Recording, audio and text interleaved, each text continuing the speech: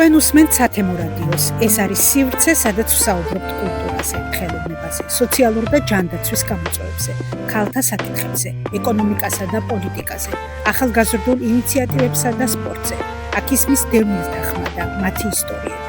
ჩვენ ვსჯელობთ თქვენს ყოველდღიურობაზე, გიზიარებთ სიახლეებსა და პრობლემებს, ეძებთ გზებს უკეთესი მომავლისთვის. სათემო რადიო, ხმა, რომელიც თქვენ გეკუთვნით.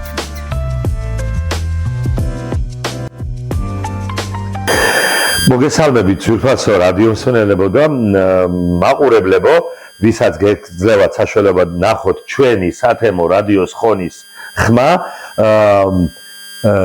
ჩვენ ამ გადაცემაში ბევრი ადამიანი გავაცანით, თემში მცხოვრები, ბევრი წარმატებული, ბევრი დამსახურებული ადამიანი სხვა სფეროში. ეს იყო სახელოვნებო, ეს იყო ახალგაზრდობა, დევნილები და შემდეგ. დღეს ვყავს მეტად საინტერესო სტუმარი, ადამიანი, რომელიც ერთგვარი კოლორიტია ჩვენი ამ დასახლების, სადაც ჩვენი რადიო მაუწყებლობს. ის გახლავთ ბატონი რაზმიკ მარგარიანი. ბატონი რაზმიკი დაიბადა ახალქალაქში დაიბადა საქართველოში და სულიად ახალგაზრდა მსახურობდა ჩვენს დასახლებაში ხონში, სადაც ადრე იყო ეგრეთ წოდებული სამხედრო გარადოკი, სამხედრო დასახლება, ანუ სამხედრო ქალაქი. და მას შემდეგ დარჩა ხონში და დღეს ძნელად მოიძებნება ვინმე ხონელი, უფრო მეტად უყვარდეს ხონი და უფრო მეტად ხონელობდეს, ვიდრე ბატონი რაზმიკია და რაც მთავარია ამ შენობასთან დაკავშირებით, რომელიც შენობაში ახლა არის ხონის განათლების სათემო ცენტრი და დღეს ასე ლამაზი შენობა რომ გვაქვს და დღეს აქამდე რომ მოვიდა და შემდეგ საერთაშორისო ორგანიზაციების მიერ მოხდა მისი გარემონტება, აღჭურვა და მხარდაჭერა, თავის დროზე ეს შენობა სწორედ ბატონმა რაზმიკმა გადაარჩინა. მე როგორც ცენტრის ხელმძღვანელი მეუნება თითოეულ აგურს იცავდა, მაშინ როცა იგრეოდა ქვეყანა 90-იან წლებში თითოეულ დეტალს იცავდა, ისე რომ უხელფასოდ არ მიცა არავის უფლება, მათ შორის როცა დევნილები მოვიდნენ, არავის არ მიცა უფლება, რომ აქ რაიმე თუნდაც ერთი კენჭი წაეღო და მოეპარა ვინმეს და აქამდე შემოინახა ეს შენობა, რომელსაც შემდეგ მიეხედა და დღეს უკვე ასეთ კომფორტულ პირობებშია ჩვენი სათემო განათლების ცენტრი და მათ შორის ჩვენი რადიო. ბატონო რაზმიკი, მოგესალმებით. მიხარია რომ დღეს თითქოს არაფრით გამორჩეული სტუმარი, მაგრამ ყველანაირად გამორჩეული სტუმარი ვყავს ნამდვილად, კარგი ადამიანი ხართ. მოგვიყევით თქვენს ჯერ ახალქალაქში ოჯახის შესახებ, თქვენი ბავშვობის შესახებ და როგორ მოხვედით, როგორ აღმოჩნდით ხონში და შემდეგ როგორ განვითარდა თქვენი ცხოვრება. მე დავიბადე 1936 წელს ახალქალაქის რაიონში, სოფელი კუმბურდოში. დამთავრე კუმბურდოს 8 წლიანი იყო მაშინ სკოლა, 8 წლის მერე გადავიდა ახალქალაქში, საშუალო 11 კლასი ახალქალაქში დამთავრე. დამთავრების შემდეგ მე ვიძენ სამხედრო ჯარში. მე ჩაწერილი ვიყავი ავიაციაში. გიმოხდი ავიაციაში, ლიეტნანტ უჩილიშეში. ერთ წელს სწავლობდი ლიეტნანტ უჩილიშეში, მერე ხშირად სიცხე მაძლევდა. ეს სადაა უჩილიშა? ოდესკი ოგრუგი. ოდეს უკრაინაში. უკრაინაში, ოდესკი ოგრუგში, ქალაქ კატოვში. მერე რო თქვენ ჩვენი ჯანმრთელობას ბედერა პასნია და შეიძლება არ დამთავრო შენ. ჩობია გადაეღვანო ტექნიკი უჩილიშაში. იქნები არალიოჩიგი, იქნები ტექნიკ სამალიოც. სემნაცი რეაქტიული სამალიოც. საიდან ბავშვობიდან გაინტერესებდათ ეს ამბავი? ეს ამბავი სადა ბაღნობია საშუალოში რო სწავლობ, იქ ხანდახან გამოჩნდებოდა ჰაერში. თითრინა. და იმიდან რაც ხარ სიყვარული ქონდა და ჯანმრთელობაც კარგად ვიღავი, იმიტომ მე ბაღნობიდან თითქმის პირველი კლასამდე ფეხშვილე დავდიოდი. იქინე ომი იყო, იქინე შიმშილობა იყო, ძალიან ცუდი პერიოდი იყო. ხოდა იმედამ სიყვარული მქონდა ლიოტნი უჩილიშაში. დამთავრების საშუალო დამთავრების მერე ჩავწერე მე ავიაციაში და გიმოხდი ავიაციაში. Ades geografii bogasti katoliksi Liyotni var imaskına gay ne bir texniki mayıs samolyotdan ახლოს იქნები. Იბუშავე 5-6 წელიწად ეხი სამალიოთი. Командир эскадрильის ეკიპაჟი იყო. მე ამზადებდი სამალიოთი, ეგენი ფრიალდავდი. ხანდახან ღამის პალიოთი იყო, ხანდახან დღეში შამჯერ პალიოთი იყო. ასე მსახურებ ეს მედინი იგი არაფერი არადროს არ მოსულა. შემთხვევა რა მეც. ხო და მე რო დამთავრე უჩილიშა იქნა ჩვენი კომანდირ ზვოდა იყო ქართველი. დეგონა სიძე. კომანდირს თქვა ხო იცი აქანე თბილი ადგილი დარიან საქართველოსთან ჩემთან იყო ორი ქართველი 3-4 რუსი ამ ტერიტორიიდან ჩვენი საქართველოსთან და მაშინ ვინ დატოვეთ ახალქალაქში ოჯახის წევრები ვინ იყო თქვენი? ოჯახის მე დადოვე დედმამა უმცროსი ძმა ჯარში იყო და უმცროსი ძმა სამი ძმები იყავით? სამი ძმები ვიყავით. ხო და მე რო ჯარში ძევედი ჩემი უმცროსი ძმა ჯერ არ იყო ჩამოსული. მე პატარა ძმა ჯერ პატარა იყო ჯარში არ იმას. მე ჯარში რო ძევედი უჩილიშეში დამთავრე კომანდირ ზვოდმა თქვა ამგეს გოუშვათ თბილი ადგილი იმიტომ მიჩეული არიან იმიტომ განაძლება იყო სიბირისკენ იგი ტექნიკად სამალიოთის მექანიკოსად მუშაობა.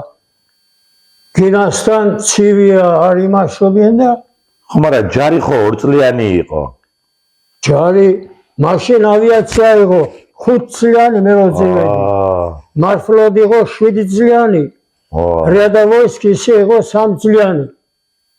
გაქრას მე სწავლობდი იმ პერიოდში ბრძანება მივიდა ავიაცია იქნება 3 დანარჩენი რადავოისკი 2 წელიწადი მარშრუტი 3 5 წელიწადი იმის გულზე ჩვენ უნდა დამთავრებული იყოთ 2 წელს 3 წლამდეო რომ მოაგლიან წლის იგი დღე-დღამეს სწავლობდი და წელს-ნახევარში გამზადე სამალიოთი გამოდიოდა ლეჩიგები იყო ტექნიკ მექანიკოსი არ იყო ამზადე სამალიოთი. ხო და რომ ჩამევიდი აქანე ჩვენი ცენტრი იყო მარნეული.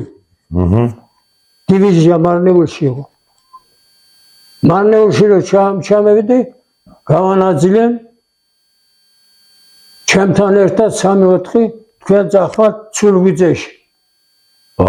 ცულუგიძე ერქვა ხონს. ცულუგიძე მაშინ ცულუგიძე. კი ბატონო. ცულუგიძე ერქვა და შევიგით გვიჯები ძველი ვინც მუშაობდა მაქანე მალადეს თქვენ მიხვალთ ქალაქი აქანე სოფელი მარნეული ვაფშე სოფელი იყო მაშინ. ხო და ჩამევიდა აქანე იმუშავე ჩემი სლუჟბის დამთავრებამდე მაბიროჩი აქანე ვიცანი ერთი გოგო მაშინ სწავლობდა ტექნიკუმში შეღვარდი ხონელი იყო? ხონელი იყო აგერ იმ ქუჩაშია ცხოვრობდი. ხო და მე ძევედი მე არ მინდოდა დარჩენილი მინდოდა კიდევ მუშაობა და ძევედი სახში შობლებს ნახე იგი იმასდენა და მე მაისი დედა ჩემს არ უნდა და დასული რო ვიყავი. მამა ჩემი ლაბარაკობ ძევიდეს ვიცხოვრობს კაცო მუშაობს აგინდა დასულამდე რო დამთავრე ძევედი ჩემი შეყვართან ერთად მისი შობლებთან ერთად ზაგში და ჩავაძევით ცოლქმარი. ძეღვანა ჩემი ოჯახობა ახალქალაქში. ამ ხონში იყო თვითონ ეს ხელისმოწერა? ხონში იყო ყველაფერი. და წაიყვანი ახალქალაქში, იცოდი? წერედი იქნება. ახალქალაქში წერედი იქნება ვიღავ ერთი 3-4 დღე ტექნიკ მექანიკოსი სოფელში გოლმეურნეობაში რა უნდა გავაკეთო? ჩემი მეუღლე პედაგოგი იყო, მაგრამ პედუჩილიშია დაამთავრა.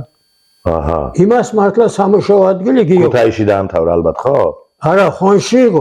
ხონში იყო? ხონში იყო, ბარაი. ხო და იმას სამუშაო გიიღო. კაი, ქალი მუშაობდა მესახში, სად უნდა, რა უნდა გავაკეთო? გოლმეურნებაშია.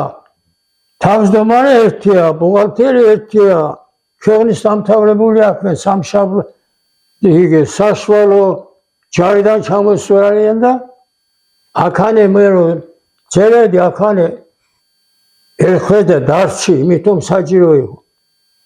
გაიმი თქვენ ახავთ ვინმე და წამევიდი აქეთ. დაბრუნდით, ანუ აქ ქონდა სამსახური.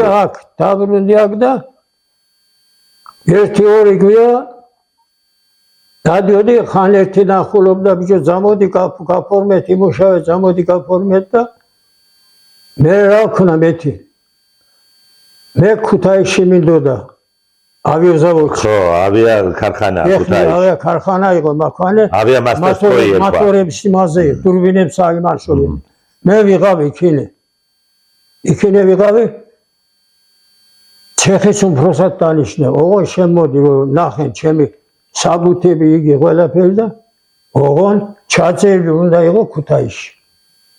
ქუთაისში ვისთან ჩაწერილი, რაფერ ჩაწერილი? ვერ ჩაწერილი. ნაცნობი არ ამღავს, ნათესავი არ ამღავს და ჩამევიდა ქანე და ძევედი ნაწილში ზამბალით ინახა, მოდიო კი, ცევი გაფორმოთ და იმუშავე, კი ბატონო.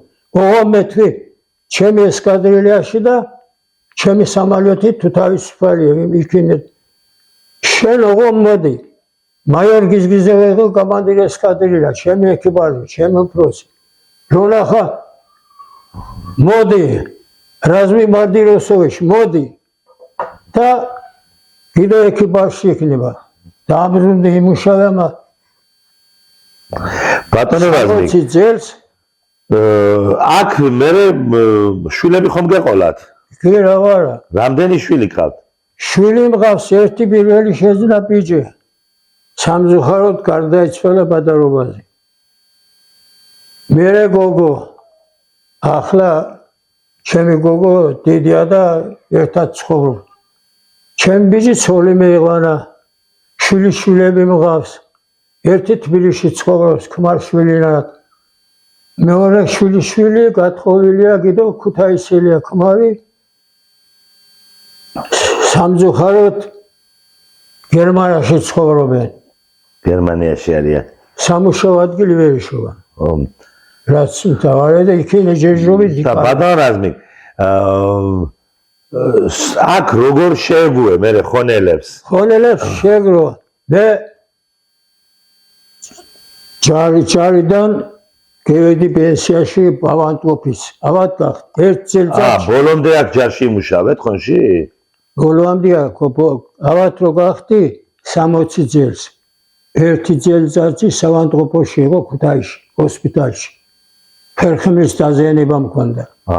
ხერხემალი დაარტყე სამალიოთის კრილოზე, იმედა მქონდა და მე ჩამოძე ინვალიდობა მეცენდა გოუში. რომ მევედი აგიდიგით ფედერახანსკი то გურნალობდა. ფედერახანკია кайხან გურნალობდა, კომისარიატში დაიწყო მუშაობა.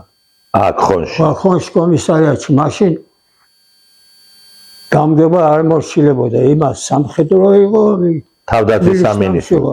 უმფროსი სამხედრო, მოადგილე სამხედრო იყო და დანარჩენი მოქალაქე ვიყავით სავინა ბოათი. მე ხრუშიამარშო შეერთა რაიონები შემცირება მოხდა. მე დარჩი უმუშევარი. კი სამთეთრიაში კი მეღენა, მაგრამ ჩემი მანქანის სიარული აკრძალული იყო. ხშირად არ უნდა გირო მანქანი. იმიტომ ხერხემლის დაზიანება მქონდა. ხოდა მაშინ პენსიონერი ვიღავ აქ და მე გაიხან გურნალობდი სანადორომში. გამოჩნდა სამუშაო აქანი გარნიზონი, ახალი ნაწილი ჩამოდის. ეგი 71-ში ჩამოვიდა ბრიგადა, დესანტო-შტურმოვая ბრიგადა აქ. ეიწყენ აშენება გარადოქი. ეს არის შილოვის ზონა. აფიცრები და ცოლები აქ. ქვევით აშენენ სლუჟებნი ზონა, სადაც ჯარისკაცები, გაზარმები, სავანტკო, აპტეკა, ყველაფერი იქნება, აეროდრომის ზონა კიდევ გაზარმები, სადაც ვერტალიოტები იყო. მერედი მაგენთან რონახენ სამხედრო პირი პენსიონერი ვარ და კი მივიღეთ ამა მესამე ზონა რო გეხსნება, მაშინ მოდი. მართლა რო გეხსნა მესამე ზონა ძევედი. დევიწყე მაგენთან მუშაობა. რო დევიწყე მუშაობა მე საწყობის გამგებია. რო აშენდებოდა ზანია ჩაბარება, ვერ რასხოდი არაფერი არ იყო. ყოველ ზანის ჩაბარებაზე პრემიას ევიღებდით. ხო და მე სტრაი უправления სუპროსი იყო მაიორ ადენცოვი. მე პატპალკონი გახდა. თბილისიდან ოგრუგიდან იყო ჩამოსული და მე წასული ვიყავი სანადორომში მევედი, აეროდრომი ჩემი ზონა მევიდა, რატო შენახარა გაცილებული. მე თქვა სად უნდა იყო მუშაობდნენ, უღურობ ბიჯებს, საწყობში არაფერი საქმე არ მაქვს. მასალა მიცემული მაქვს. არო შენ გადაღვინილი გაქვს ჟილოვის ზონა აქანი. კი ბატონო, ბატონო რაზმიკ, ეხლა მოგვიყევით ამ შენობასთან დაკავშირებით. შენობა იგი როგორ ახლა მოვა. შევიწყეთ ამას აშენება 71 დაწყებულია 75. რისთვის აშენდა ეს თავის დროზე შენობა? ეს გეომნების კულტურის სახლი იყო თავიდან, ხო მგონი? არა, აქანე უკვე მესამე გარადოქი აშენდება. აქანე იყო პატარა სახლები, გარადოქი ცხოვრობდნენ. ინაძილი რო ძევიდა, ეს დიდი ნაძილი რომ მევიდა, ახალი გარადოქი დაიწყო აშენდება.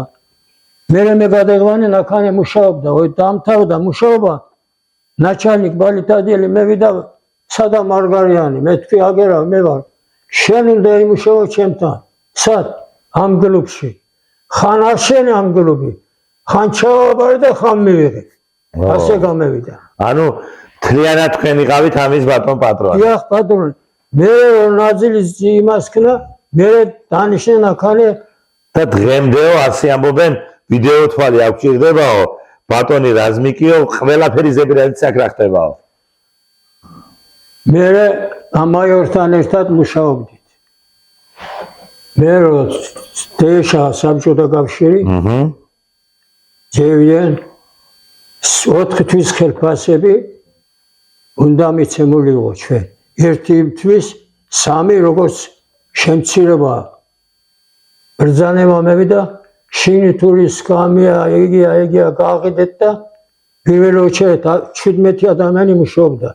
სამხედრო კლუბი იყო 17 შტატი იყო. მე ვიყავი მაგანის უმფროს, ჩემი უმფროსი იყო იმაიორი. ბრძანება უნდა გააყიდეთ პირველ რიგში აფიცერი ქმრებილი ულეთელი უმიდიან, ხაბაგი მიდის და ამგეს. ჩვენი ბანკი ამგეს ფულს არ აძლევდა. შეჩერა. სამხედრო ორგანიზაცია ფულს არ აძლევდა. მაგენმა დაიწყენ, რაც ქონება ქონდა, გააყიდე, მიცენ. ქალები მევიდნენ, დარჩათ 5 ადამიანი. მე, ჩემი შვილი, ახლა იგი გარდაიცვალა, ჩემი შვილმა. მე 7 წელი გარდაიცვალა, 52 წლის იყო. იგი სტარშიგინა მექანიკი იყო. კლუბ. ხოდა ამ დარჩენ, შენ კინოაპარატი გაყიდე, შენ იქნება, შენ იგი გაყიდე, ბიჭურა გაყიდე, ასე რაფერი შეიძლება. არ გაყიდეთ არაფერი, ხო? არაფერი არ გავყიდე. მეთქი, მე გამოხდა დოვლები. ეგ ხალხი მოდის, კინოაპარატი რაფერ გავყიდო. ჩემი შვილმა აბა მე თულად უნდა იმიშაო. მე მაშინ მე მქონდა მარტო პენსია. პენსია კიდევ სწორია დაბალი იყო, ზატო ფული ფულობდა. ხოდა დაიწყეთ მუშაობა, დაიშალენ იმას ქნას, იმას და დარჩი გილდები და მე აქან კლუბი. ჯამა საფერკოვში დარგოვა. ჩვენთან ბოდიში ამა ზოგიერთმა მოდიოდა, რა მინდა შენი კლუბი, ჩემ ცროხასა სამბავი ადგილი არ მაქვს. შენ ხორისა და სამბავი ადგილი მაქვს, ქათმები ეგ არა მეთქი კლუბი იქნება კლუბი. ამ კლუბის გარდა ორსართულიანი საბავშვო ბაღია, ახლა ძროხებია დამული. სამი სართულიანი სასტუმრო გასწორებულია, საქვავე, აბანო, ყველაფერი განადგურებულია. ორი სასადილო, ლეტნი სასადილო და ტექნიკური სასადილო, წარგეო. ტექნიკური სასადილო ბედერე შენარჩუნია, იმიტომ მაგენმა ცეხი გახსნეს და რაცა ფეხე სკამებს და იმას აკეთებს. დანარჩენი ამას აგური ერთი აგური არ ყო. ერთხელ სწორია, მე გივიცი ბედერე გადახენი ქითური გარები და გილის შკაფები იყო, მობარენ და ფეჩები გაგეთე. იცი ვინაძე იყო რა ქნა, მაინც არ იყო საჯირო და ხალხს ფეჩი არ ქონდა და რაც ხარ შკაფი გაგეთე. დანარჩენი რაც იყო ერთი აგური არ ამოდი. ოჩაღ, პრაქტიკულად თქვენი დამსახურებაა, რომ ეს კლუბი ასე სამი ძელზადი ხელფასი არ ვიცი, მითხრეს რომ უხელფასოდ ყარაულობდა, დარაჯობდა ამ ყველაფერს. დარაჯობდა. ღამის პირველი 2 საათამდე კომენდანტი დადიოდა, მე ახალე ვიღა მაინც. კომენდანტს არ ეძებდი, კომენდანტ თხულად დადიოდა. ოჩაღ. ხო და მე სამხედრო მევიდა ქუთაისში შევედი. გეჩი, იმიტომ გეჩი მაშობდა, გეჩი შევედი. ჯერამ ჩვენ არ ვიცის და მე გაი 3 ადამიანს როგორც დარაჯი 3 მილიონ გუფონი. გუფონობა იყო. ეს რა ვიცოდი 3 მილიონ ძევიდეთ 3 მაიღეთ იქ გუფონები საჯმელი ჯამეთ სახში მევიდეთ არაფერი არ დარჩა. ხო. რამდენი წლის ახართ ბატონო რაზმიკ? რამდენი წლის ახართ?